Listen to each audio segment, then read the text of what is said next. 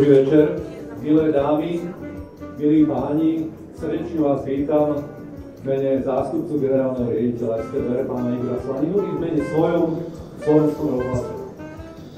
Ikonická budova Slovenského rozhlasu je predurčená na to, aby sa v nej stretávali kreatívni ľudia. Ľudia, ktorí majú potrebu vyslovovať svoje názory, konfrontovať svoje názory s inými ľuďmi, ľudia, ktorí majú potrebu povzbudiť ducha a prebudiť mysl. Chcel by som spolku výtvarníkov Slovenska zaželať, aby táto členská výstava mala úspech, aby mala veľa návštevníkov, ktorí, keď sa zastavia a pozrú sa na niektoré z vystavených diel, tak možno objavia alebo pochopia svet. Možno pochopia seba, možno pochopia svoje miesto v tomto dnešnom svete. Veľmi si želám, aby to tak bolo. Chcel by som zároveň poďakovať pani kurátorke tejto výstavy, pani Márii Horvátovej, za jej nadšenie, za kým naplňa svoje celoživotné poslanie, vlastne tak to môžem povedať. Ale ďakujem všetkým, ktorí sa akokoľvek podielali na organizovaní tejto výstavy, ktorí akýmkoľvek spôsobom dopomohli k tomu, že sa tu dnes večer stretávame. Takže želám návratu do pyramídy úspech, vám všetkým pekný večer, cíťte sa v Slovenskom rozhlase ako doma.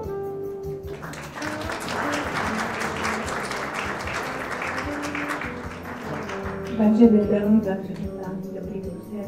Ja vás tiež vítam v tom krásnom priestore a som veľmi rada, že sme sa po roku stretli zás. V tejto výstave sme dali názov návrat od pyramídu. Samozrejme, je to realita, ale je to metafora, pretože Spolok výtvarníkov Slovenska v tomto priestore vystavoval celé 10 ročia.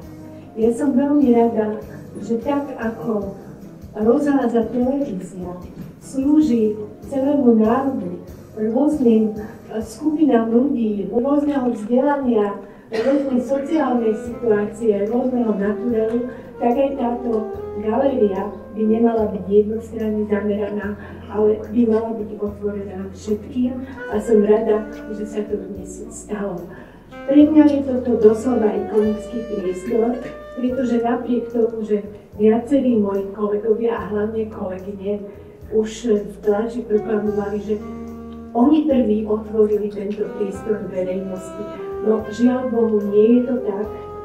Prvé výstavy tu mala Galéria mladých pod mojím vedením a ja veľmi ďakujem pánovi Alexandrovi Milanovi, ktorý už tu není medzi nami, a hlavne pánovi Kliničkovi, ktorí mi vtedy pred 40 rokmi pomohli dostať sa do týchto priestorov. Nebol to tento priestor, ale predsálie, čo bolo rovnako zaujímavé a krásne, a boli tam také výstavy ako Sveťovielsky, Daniel Brunovský, Mária Banášová. No a posledná výstava, ktorá tam bola, bol Peter Polák. Dnešná výstava predstavuje 73 autorov, dokopy je tu 117 diel, niektoré sú triptychy, takže je ich viac. A myslím si, že nikdy ešte táto galéria nebola tak zaplnená, dokonca niektorí mi povedali, že možno preplnená umením. Ale odpustite nám, lebo všetci chceli vystavovať a keďže je to výstava salónneho typu, ja som im dala príležitosť.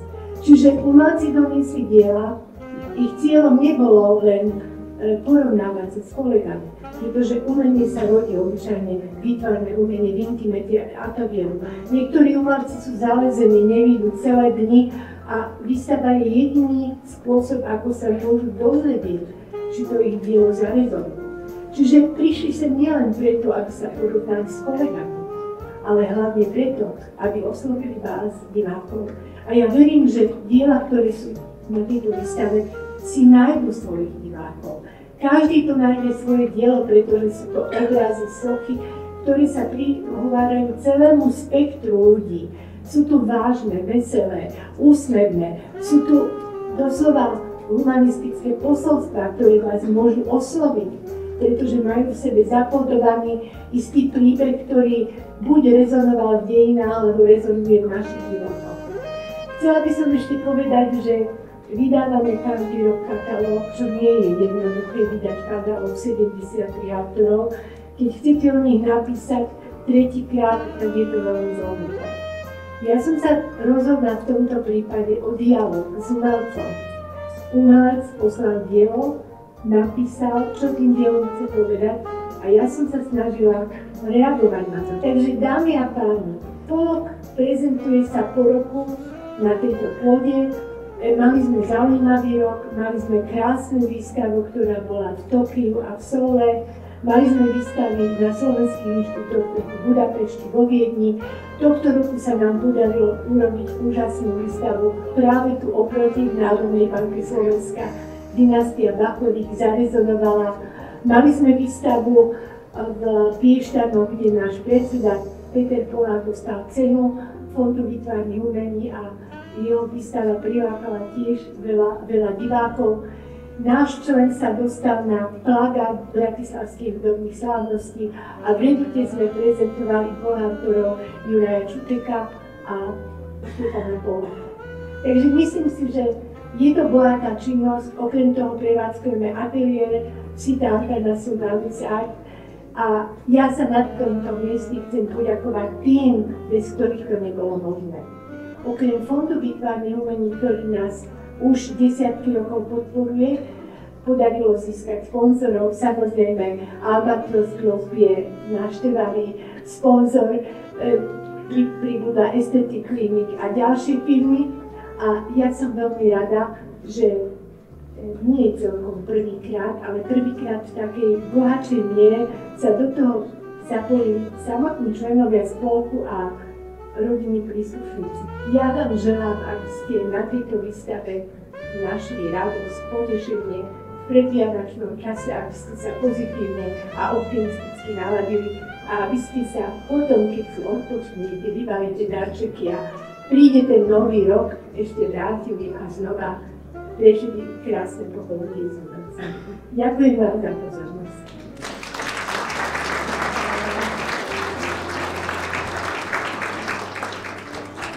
Ja nebudem hovoriť veľa, pretože Marika povedala absolútne vyčerpávajúce všetky informácie a nakoniec ona to vie najlepšie. Chcel som vás vlastne všetkých kolegov a priateľov privítať na našej výstave a vyjadriť potešenie z toho takisto aj za mnohých vás, že sme mali možnosť sa vrátiť pod pyramídu a môžeme tu vystavať, pretože tieto veľkolepé priestory nám dávajú iné možnosti a v porovnávaní s inými architektúrami, kde sme za posledné roky vystavovali, myslím, že tieto priestory je jeden z najlepších. Dámy a páni, už viac ako 10 rokov Spolok výtvarníkov Slovenska odmenuje jednoho zo svojich členov cenou Spolku výtvarníkov Slovenska, ktorá sa dáva za celoživotné dielo alebo za nekonečný prínos.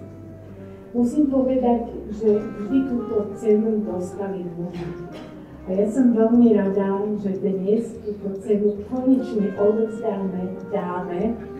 Tak ak dovolíte, predstavím jej tvorbu, jej umský profil. Akademická maliarka Marta Chabadová našla hneď na počiatku svoj vlastný štýl a ten rukopis, ten výraz, to duchovno, ktoré nájdeme v jej obrazoch, tam bolo od počiatku. Určite sa vyvíjala, ale jej maliarská reč je nezabudnutelná. Marta sa stala autorkou desiatok veľmi zaujímavých, veľmi magických krajín, ktoré zobrazovali spočiatku slovenskú prírodu. Hory, údolia, prekrásne kopce. Obyčajne to bola zimná, jesenná alebo jarná krajina a Marta Chabadová dokázala jedinečným spôsobom odhaliť to génius loci, ktoré sa v jednotlivých krajoch nachádza a vlastne jej obrazy skrývajú nielen podobu krajiny, ale aj jej atmosféru, jej podstatu, jej jadro, jej duchovno. Zvolila na to veľmi zaujímavý prístup, že skombinovala na jednej strane taký až racionálny, skoro konštruktívny, kresebný rukopis a veľmi jemnú snovú malbu olejom. Zvolila veľmi jemnú farebnú škálu bielých, hnedých, ochrových a čiernych tónov a výsledkom naozaj sa stala mágia krajiny, seba krajiny. Samozrejme, že prijala i ďalšie inšpiratívne podnety.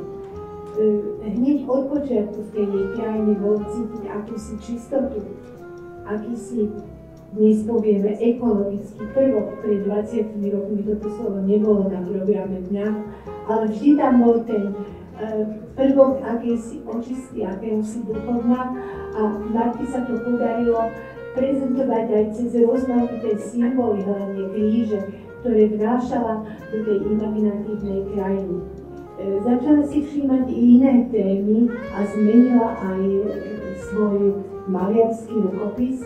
Už to nebola čiste malba olejom, ale pribrala rôzne fototechniky, rôzne tlače, do ktorých potom vstupovala štecom a vznikla séria obrazov, ktoré sú citáciou a parafrázou istých motívov všeobecne známych aj vo výtvarnom umení, napríklad Boschove diela, alebo na výstave je Leonardo da Vinci Mona Lisa.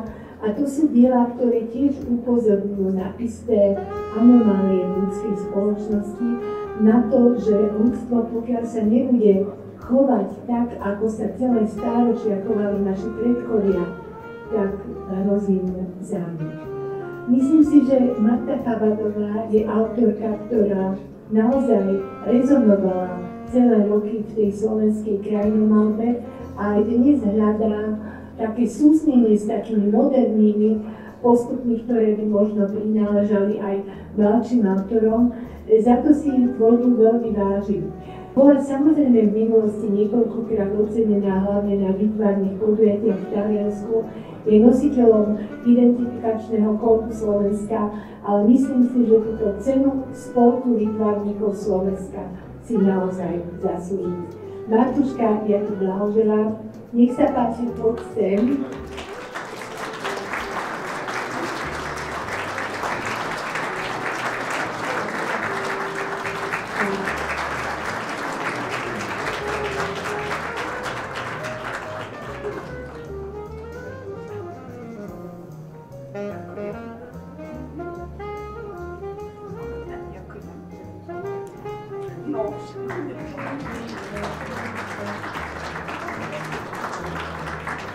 Ja som akože šťastná, že vás vidím, že je tu toľko akože priaznivcov výtvarného umenia. Náš spolok si ja akože myslím, že patrí medzi takú špicu na slovenskej ako pôde výtvarnej a ďakujem nášmu spolku, že ma ocení.